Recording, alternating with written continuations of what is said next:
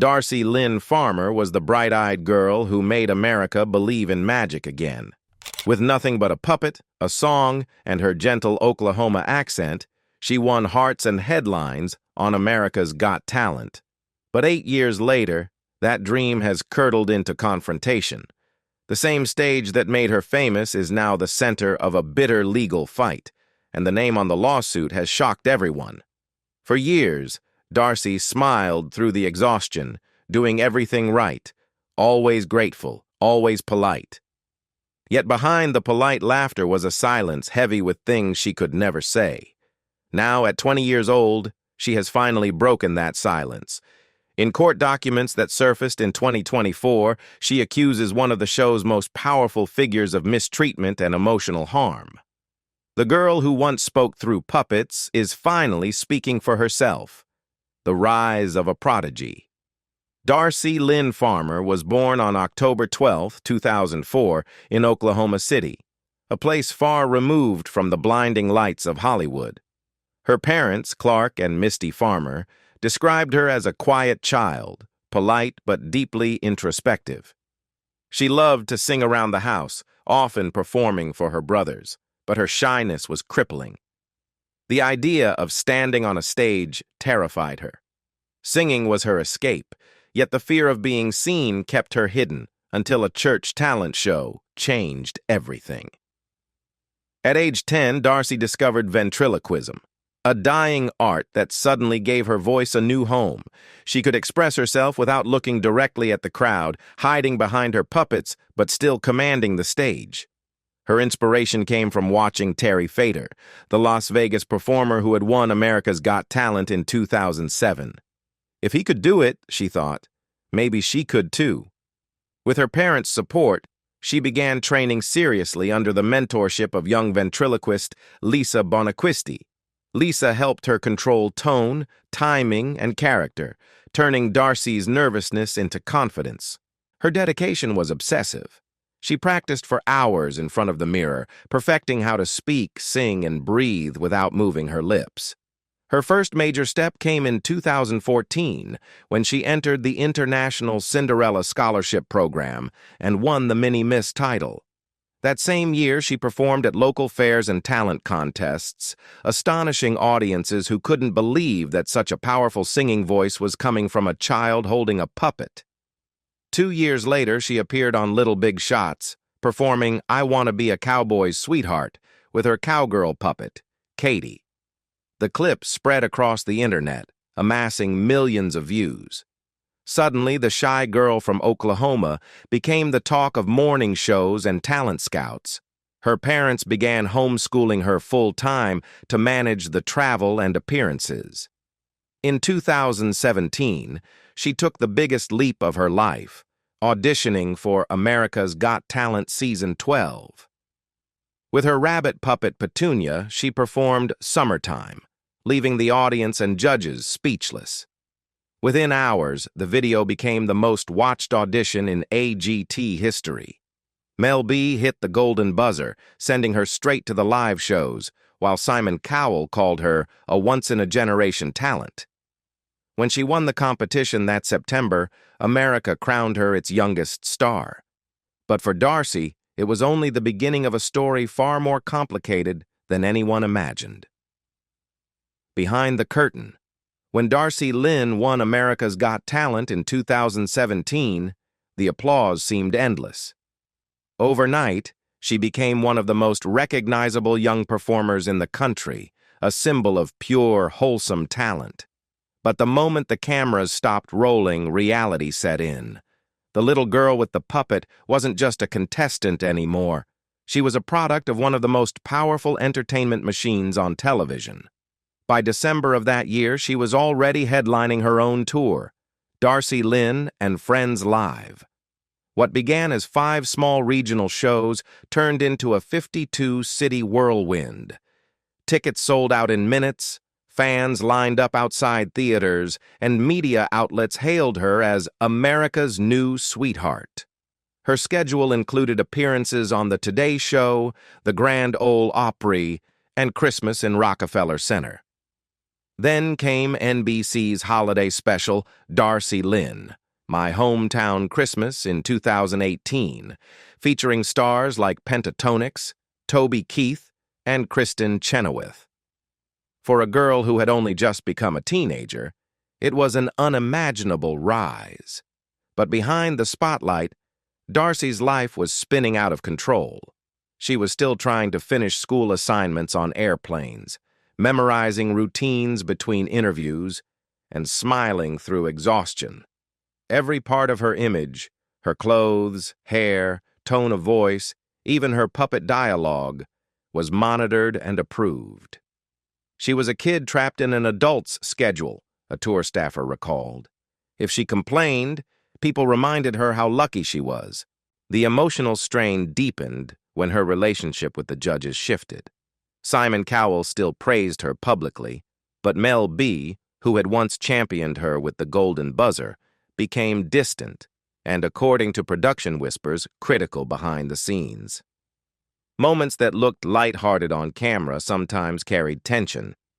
During one taping, Darci quipped through her puppet, "So guys, what part of I'm singing do you not understand? You just stand there with your mouths closed like you always do." The audience laughed, but insiders said it was more confession than comedy. By 2023, Darci returned to AGT Fantasy League, hoping to reinvent herself. She left the puppets behind, picked up a guitar, and sang solo. Simon called her courageous, yet others dismissed the performance as losing her charm. For the first time since childhood, Darci felt invisible on the very stage that had once crowned her a star. A stage that now seemed to belong to everyone but her. The breaking point. The decision to take legal action didn't come overnight. It began with quiet frustration, canceled meetings, creative control denied, and whispered criticism she wasn't meant to hear. Darci had always been polite, professional, and eager to please, but years of being told to smile more and stick to what works began to break her down. In early 2024, she confided to a friend that she felt used and invisible. She wanted to evolve, to write her own songs, to be seen as a musician rather than a ventriloquist forever tied to her childhood. But attempts to discuss her direction reportedly led to ridicule from one particular judge. According to leaked documents later cited in entertainment media, the judge made comments that undermined her confidence and mental health. By mid-2024, Darci's lawyers filed a complaint citing emotional distress and professional misconduct. The name of the judge was not revealed to the public, but sources close to the case hinted it was someone she had once deeply admired, a mentor turned opponent. The claim alleged verbal harassment, intimidation, and career interference. Fans were stunned. How could the sweet, soft-spoken girl from Oklahoma be in a legal battle with a global franchise? To those who knew her story, it wasn't shocking at all. Behind her innocence was a young woman finally demanding the respect she had been denied. "I used to feel so uninspired," she said in a brief interview later that year. "Now I'm ready to confront what hurt me." Those words spread across social media like wildfire. For many, Darci's case became a symbol, not of rebellion, but of reclaiming identity. She wasn't suing for money. She was suing for her voice, and for the first time she was using it loudly. The scandals that changed AGT. Darci's case didn't emerge in isolation. It was part of a disturbing pattern that had been growing behind the glamorous image of America's Got Talent. Over the years, several contestants and crew members had raised concerns about safety, treatment, and emotional exploitation.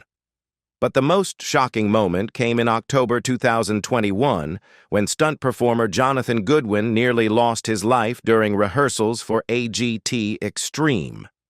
Goodwin, known for his daredevil escapes, was suspended upside down between two cars, trying to free himself from a straitjacket before the vehicles collided. The stunt went horribly wrong. The cars crashed prematurely, exploded into flames, and crushed him before the safety crew could react. The result was catastrophic. Third-degree burns, broken legs, shattered shoulder blades, a lost kidney, and permanent paralysis from the waist down. His career was over. In 2022, Goodwin filed a lawsuit against Marathon Productions, accusing AGT of gross negligence and lack of safety measures. His legal team argued that the show valued spectacle over human safety. It wasn't just an accident, it was a system failure. That same year, another lawsuit resurfaced, this one against Tyra Banks, a former AGT host. Filed by a mother identified as Jane Doe, it alleged that Banks physically and verbally mistreated her young daughter during filming. The child had been performing a family song when Banks allegedly pulled her hair, shook her shoulders, and made cruel remarks that the girl was an accident.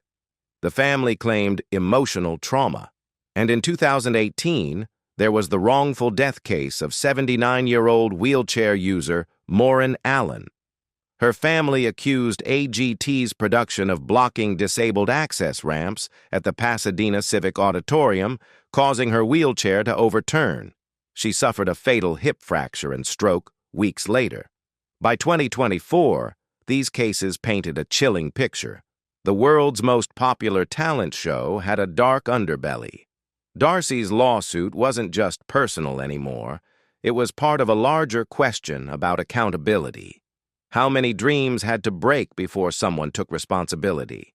Fallout and silence. When news of Darci Lynn's lawsuit broke in mid-2024, it sent shockwaves through the entertainment world. The story spread across tabloids, fan forums, and talk shows, though her legal team refused to name the judge or share details of the filing. NBC and the show's producers released a short statement denying any wrongdoing and emphasizing that America's Got Talent had always prioritized the safety and well-being of its performers. But behind closed doors, insiders described panic. The network feared a domino effect. If Darci spoke out, others might follow. For Darci, the weeks after filing were heavy and isolating. She stopped doing interviews and withdrew from social media. Friends said she was exhausted, but at peace with her decision. "She's been holding this in for years," one confidant revealed. "Now that it's out, she can finally breathe." Instead of grand stages, she began performing quietly in small theaters and community venues around Oklahoma, often just her, a guitar, and a handful of devoted fans. The puppets that once symbolized joy now stayed hidden in storage. Meanwhile, public opinion was divided. Some fans called her brave for standing up to the powerful machine that had once made her a star. Others accused her of ingratitude, saying she owed her entire career to the show. But for those who had watched her grow up, there was something heartbreaking about the transformation. The confident girl with the talking rabbit had become a young woman speaking her own truth, even if it came at a cost. By late 2024, the lawsuit was still ongoing, its proceedings sealed by court order. Yet the silence surrounding it spoke volumes. For the first time, AGT was under scrutiny not for its ratings, but for its humanity. And Darci Lynn, the girl who once stood trembling before millions, had become the one holding the stage accountable. The larger truth. As months passed, Darci Lynn's lawsuit transformed from a headline into a symbol. It was no longer just about one performer's pain. It became a mirror for the entire reality TV industry. Behind every standing ovation and golden confetti moment lay years of exhaustion, manipulation, and lost innocence. For decades, America's Got Talent had built its empire on emotional stories, often from children and ordinary people who were unprepared for overnight fame.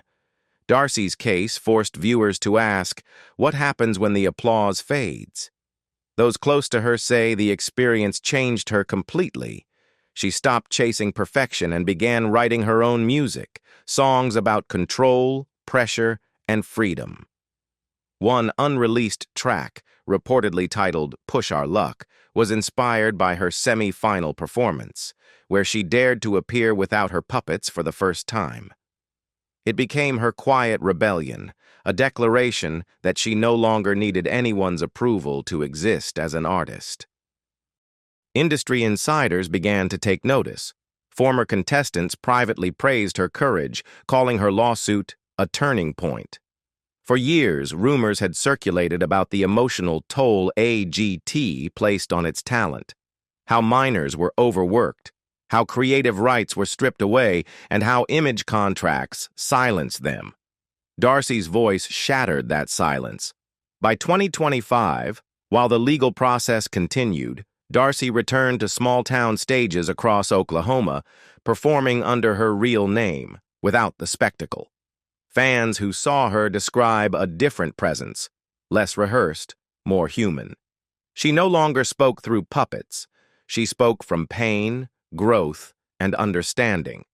For many, Darci Lynn Farmer's story is no longer just the tale of a girl who won America's Got Talent. It's the story of a woman who learned that the greatest act of ventriloquism isn't speaking without moving your lips.